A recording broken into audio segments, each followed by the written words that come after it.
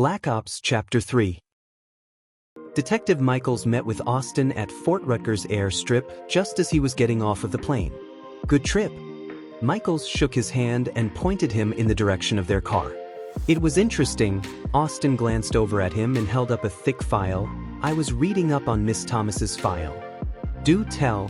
Michaels looked over at him as they exited the hangar and stepped over to their car. "She was born in North Carolina, at Camp Lejeune. Her father was in the Marines and served a lot of his time working with us." "Really?" Michaels looked over at Austin as they sat in the car. He fired up the engine, waited to hear some more on Rita. Austin nodded and opened the file to skim over it as they rode. "He was Kia doing a mission for us.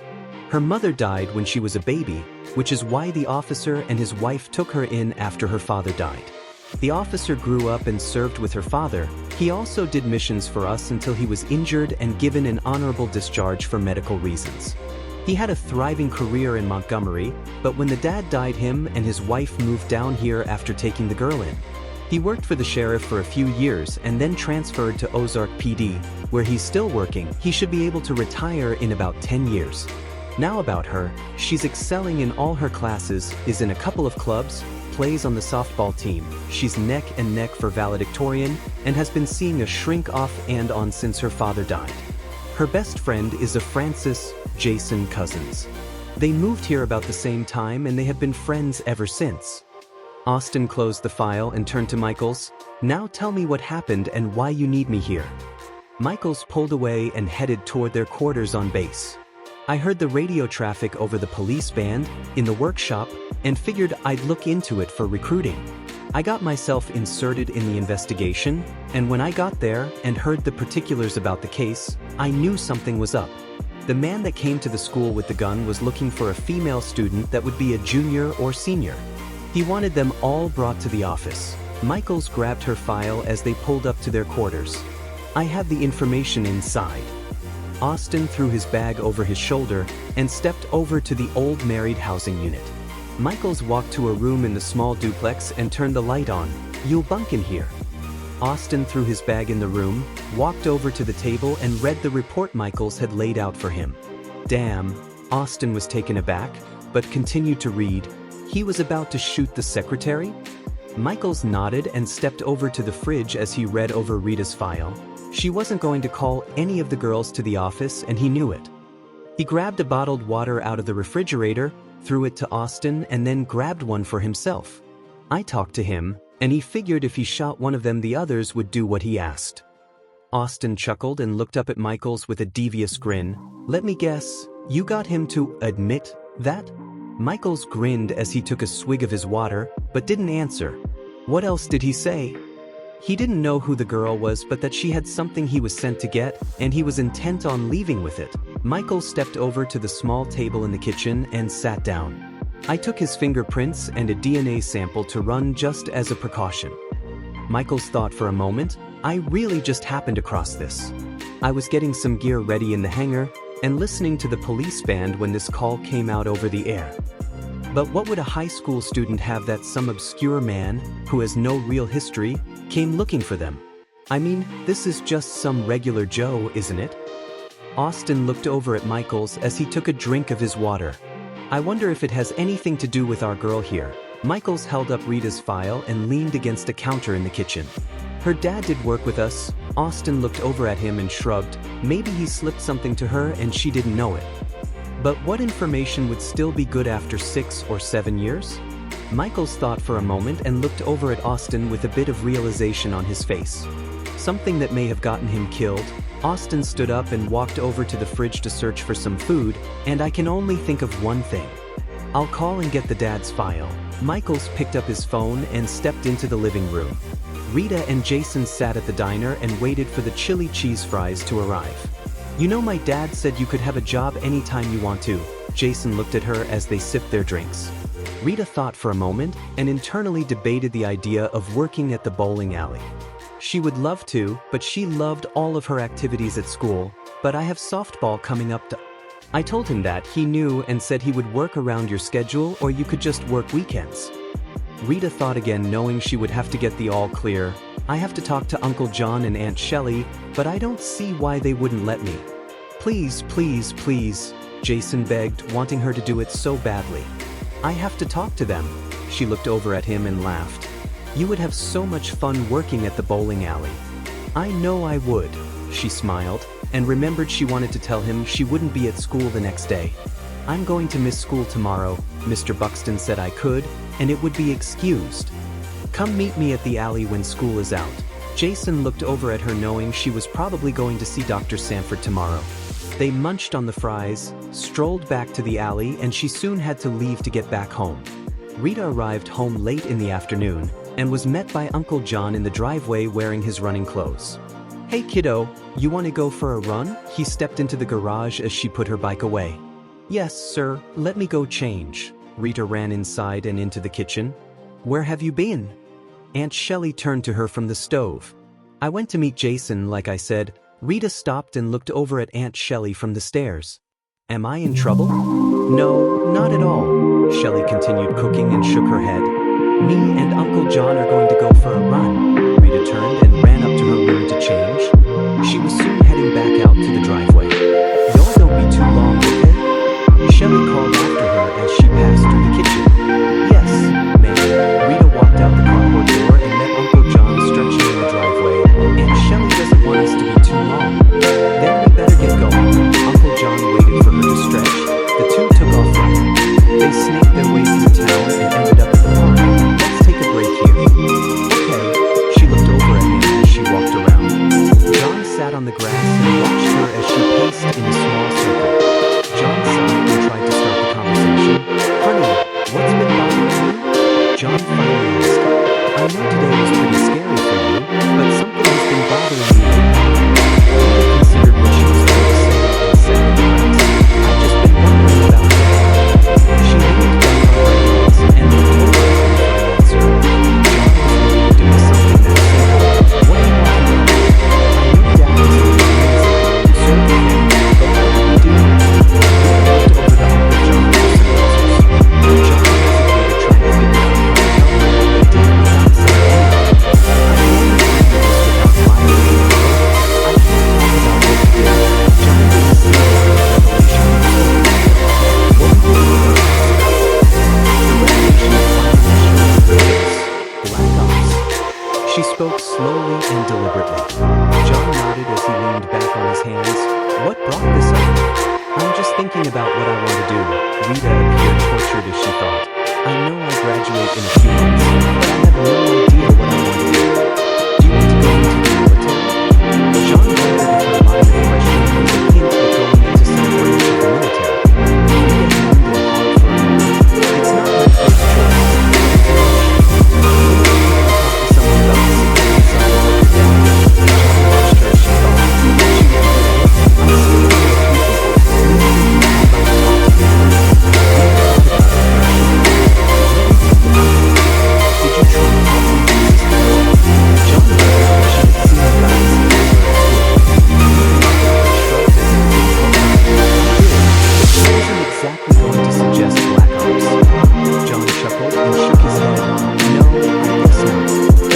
hawed for a moment.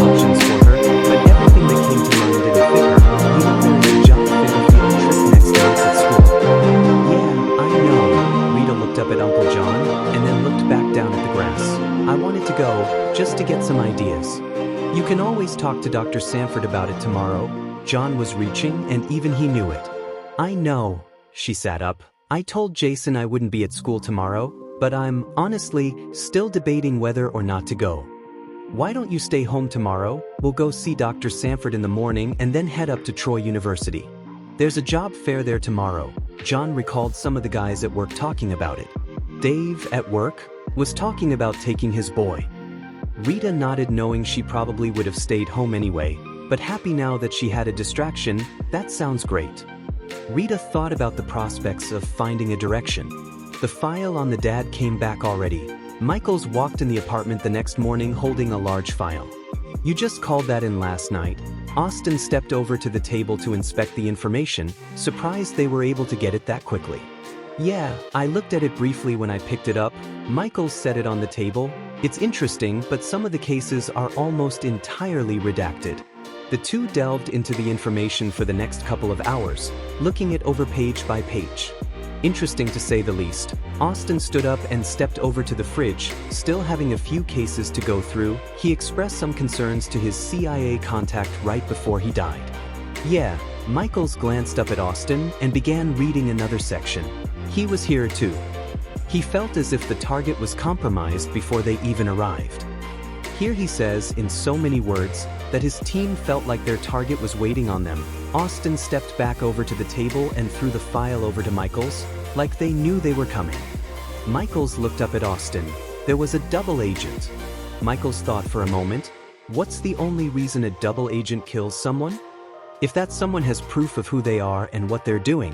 Austin stepped back over to the fridge and grabbed the water he was seeking. How come nobody noticed this before? If it's buried long enough and deep enough, people forget. Michaels continued to skim through the files. No investigation started, so it died with Lieutenant Thomas and his team. We're going to start one. Austin stepped back in the direction of the table, wanting to move around a bit before returning to his seat. If they still want to keep it quiet and are willing to kill to do so, they're still in power and still working both sides. The first thing we have to do is keep her safe. Michaels knew this was going to be a long drawn-out process, mostly of waiting, to see if it was Rita they were looking for, and if it is, what could she possibly know? Let's get it together. Austin began to gather the files to take with them. I'll make arrangements for a crash pad in Ozark on the way. The two gathered some things, knowing it might be a week before they get back to the apartment. They climbed into the car and headed north. Rita saw Dr. Sanford and felt better about everything. The trio then set out to Troy. I was wondering if y'all would mind if I got a job. Rita turned to the front seat as they made the trek northward. John and Shelley looked at each other. Are you sure you want to do that? Shelley turned to Rita, afraid it would affect her schoolwork. It would just be at the bowling alley, and Jason said his dad would work around my schedule. Rita figured they would let her do it knowing it was the alley. Shelley thought about the suggestion and liked the idea. That actually sounds perfect. If he's willing to do that, I don't see how that would be a problem. John nodded and glanced at Rita in the rearview mirror. Rita decided to go see Jason when she got home. She knew she would find him at the bowling alley. They arrived at the university and she wanted to be alone with her thoughts while she walked the job fair looking at the different booths, so John and Shelley decided to do a little shopping while she browsed. She just needed to call them when she was done. She walked into the auditorium and started looking at all the displays. Teacher? No. Nurse? No. Computer programmer? Nothing seemed to speak to her. She looked at display after display, spoke to the military recruiters, and big company men. She couldn't find anything. She got to the last booth and didn't feel an ounce of inspiration. She called Uncle John and Aunt Shelley, who promised they would be there soon. She sat on a bench at the edge of the parking lot and waited until they showed up. So, Aunt Shelley turned to ask her, how did it go?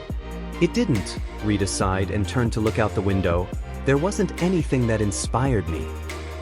Shelley knew how she felt, but it's just something you have to figure out on your own. Honey, it'll come to you one day, when you least expect it.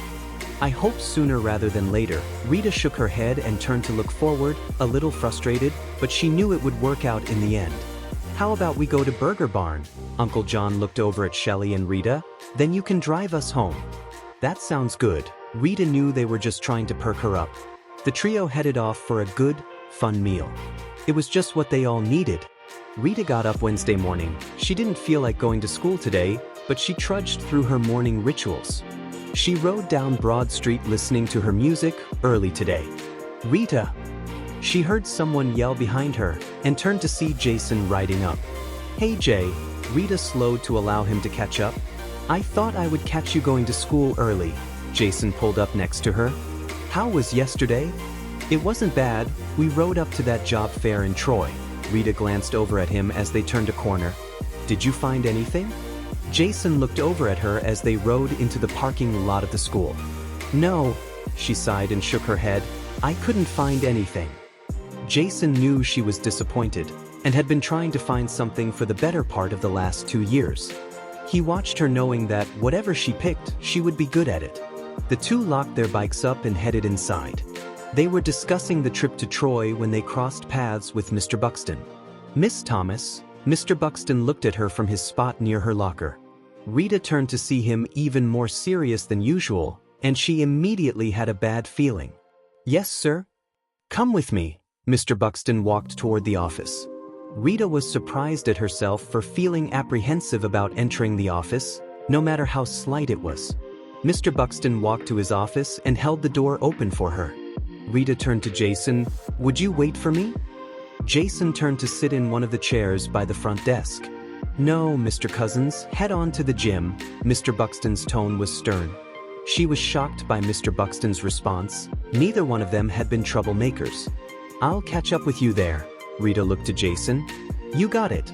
Jason nodded, wondering what the problem was himself. He had waited for her before, hadn't caught any grief for it. "Rita," Mr. Buxton, still holding the door open to his office, waved her in. "Go have a seat. There's someone here that needs to talk to you." Rita was scared, wondering what was going on, and walked into the office to see Detective Michaels standing behind the desk. Mr. Buxton closed the door behind Rita, leaving her alone with the detective. "Is everything all right?" Rita looked over at Michaels, recalling what her uncle had told her a couple of days before. "Have a seat." Michaels motioned to a chair in front of Mr. Buxton's desk. "No, thanks, I'm good." Rita was defiant and she knew it, but she didn't want to sit. She wouldn't be long anyway. Just get to the point. He turned to the DVR and pressed a button. Rita saw the entire incident from the other day play out. "The media is asking for a copy of the incident for the evening news." The detective watched her as she viewed the video. "My uncle told me not to talk to you." Rita eyed Michaels suspiciously. "It's not much I'm looking for." Detective Michaels glanced down at the paperwork on the desk. "Can I release a copy to the media?" "You need my permission?" She looked over as the detective nodded. "No," Rita said firmly as she shook her head. "But you would be famous." He prodded her, trying to appeal to her pride. "You could be a role model to other kids." "I don't need fame," Rita scoffed and shook her head. "And there are, I'm sure, much better role models than me. You might even have your college paid for." He tried again to appeal to her pride, and a bit of a sense of greed. "I don't need my college paid for, and I don't need money." She was now getting angry, and it reflected in her tone. "My answer is no." "Why not?" He thought it was smart, but wanted to know her reasoning. "Most kids your age would jump at this chance." "I'm not most kids my age," she quickly retorted, the anger fully kicking in. "I enjoy my life of obscurity." "Thank you, Rita." The detective looked down and closed the file on the desk. "I'll talk to your uncle and get his permission to talk with you." Michaels looked back up at her. "Go to class and we'll talk later after I've had a chance to speak with him." "Yes, sir." She nodded and quickly left the office. Detective Michaels left the principal's office and quickly walked out to his car in the parking lot. Could she be more suited for the company? Austin turned to Michaels as he fired up the engine. "I don't think it's possible." Michaels looked over at Austin as they turned onto the road from the parking lot. She wasn't falling for any of the temptations. Austin glanced over at Michaels, just as Michaels picked up her father's file to go over it once more. Now came the long and arduous part of their newest mission, waiting and keeping an eye on Rita.